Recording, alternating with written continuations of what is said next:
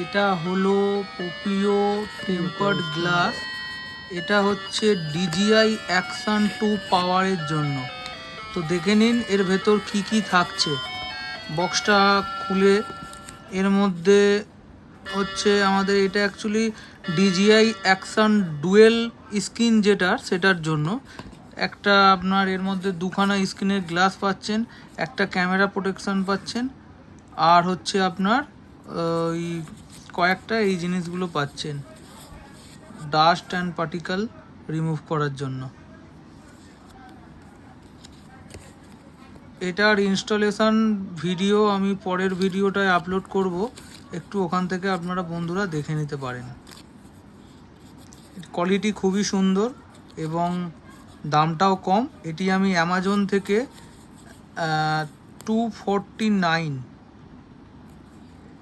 দিয়ে কিনেছি।